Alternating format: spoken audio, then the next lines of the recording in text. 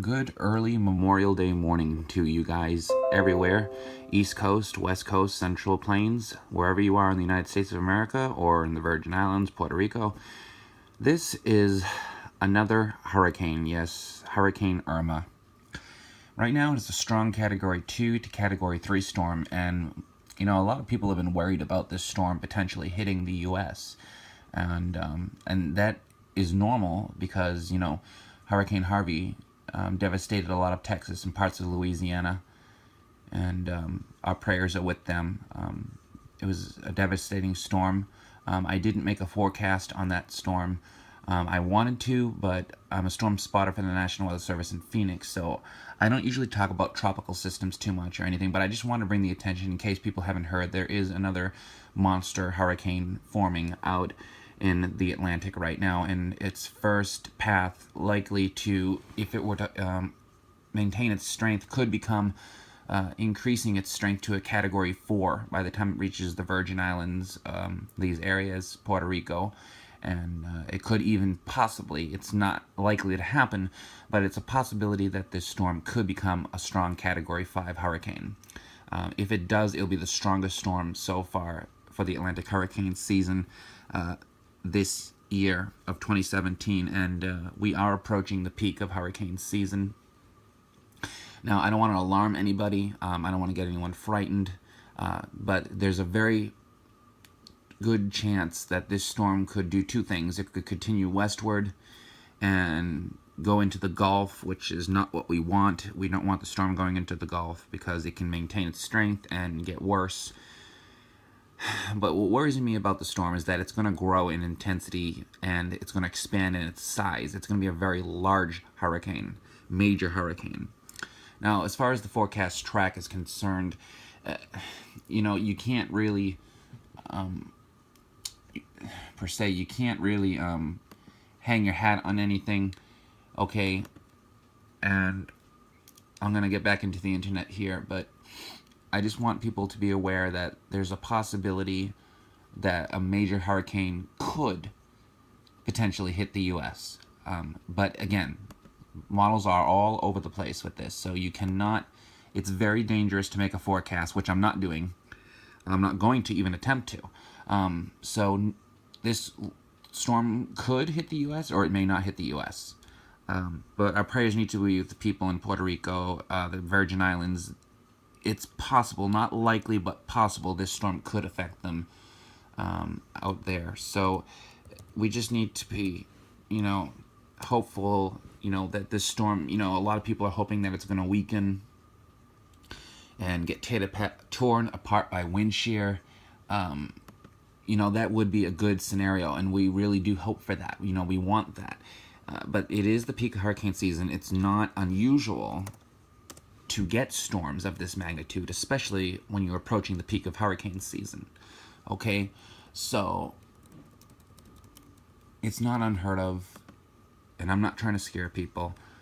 I don't work for the National Weather Service, so I'm not going to try to make a forecast for a tropical cyclone. But for those people who are interested, I am a storm spotter, and it is my duty to protect life and property for the Phoenix area, for Arizona, but also to at least give you guys a warning, as to the possibility of a storm, again, impacting the U.S. And models, like I said, have been all over the place with it. The image I showed you earlier was Hurricane Irma. And, I want to get the path up for you just so you can get an idea. And this only goes out till about Thursday or so. So, right now, her central pressure is quite low. Minimum pressure is 961 millibars. The max sustained winds are 115 miles an hour. We've had some reports, hurricane hunters saying they've had a couple gusts around 125 to 135 miles per hour. It's moving to the west-southwest at 14 right now. Now, as far as its path, again, I'm not making a forecast here. I just want to point it out for you so you guys are aware that, there is a storm out there. It is going to become, if not yet, a major hurricane. The strength has been fluctuating a bit with the strength up and down from 2 to 3. It has not approached 4 yet, Category 4. The latest models bring it over the Virgin Islands and then into Puerto Rico. north, probably slightly north of Hispaniola, and then could be setting its eyes on Cuba and the Bahamas. And when, it is going to be a major hurricane according to this model. What I'd like to see it do is to, the best option would be to have the storm stop right where it is now and then move north past Bermuda and out to sea harmlessly. But that probably won't happen because there's a huge, what we call it, a Bermuda high. It lies right around where this arrow is, or just slightly north of it, and the winds are, they're clockwise around high pressure, so it's pretty much like this. And sometimes these storms can do two things. They can move west, or they can, start to turn north towards Florida, South Carolina, North Carolina. And, we just want people to be... I'm not even going to show you the forecast model because, like I said, I don't want to worry anybody. But some models, just a few of them, bring this storm into the United States. Some of them even as a Category 5. And that would be devastating for wherever it hits. And it could affect a large area because it's going to be a very large storm. And the only saving grace is that it might be moving a little bit quick. Probably 15 to 20 miles per hour if it doesn't slow down over land, which we hope it does not do.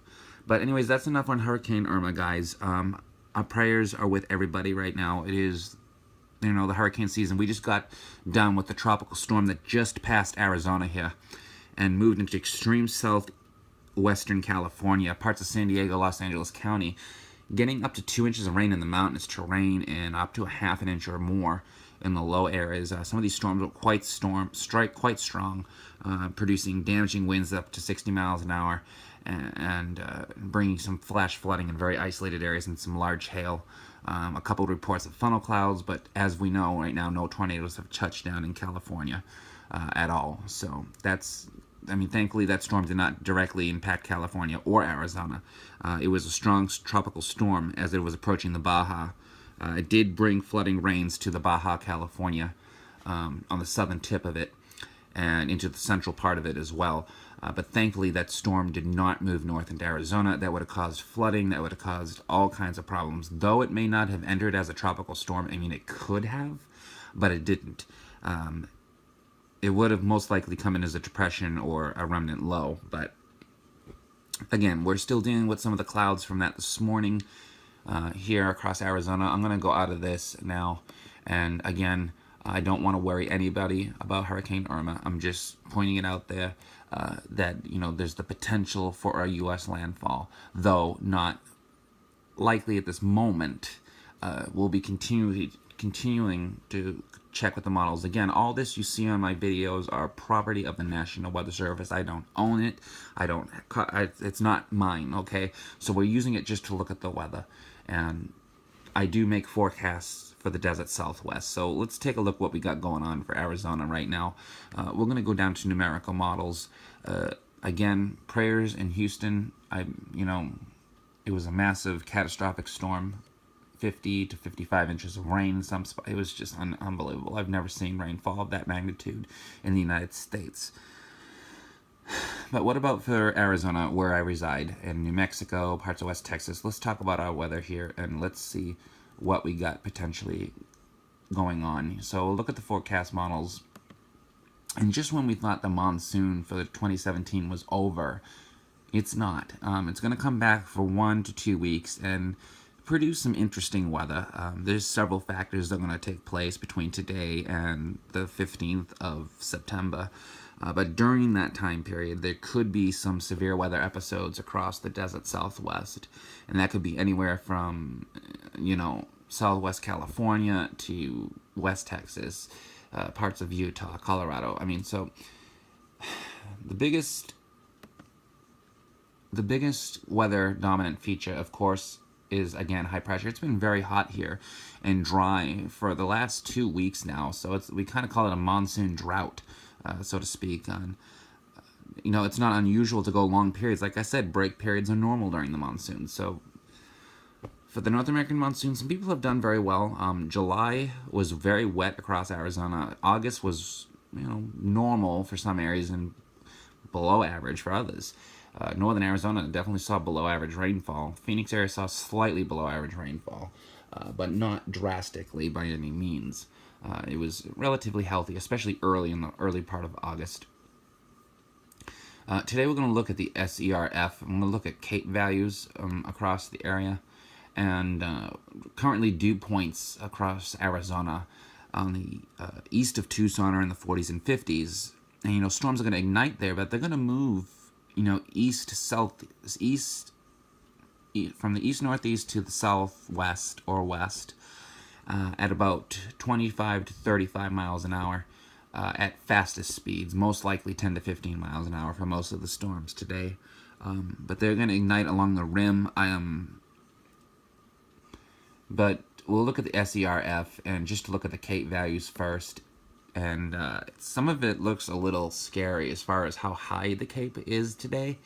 You only need between 1,000 and 2,000 kilojoules to get severe thunderstorms across the area. We also have wind shear out of the east-northeast at about 20 knots or so.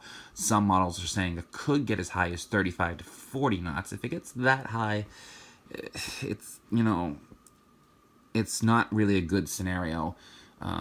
I don't really, right now at this time, expect widespread severe weather across Arizona or New Mexico.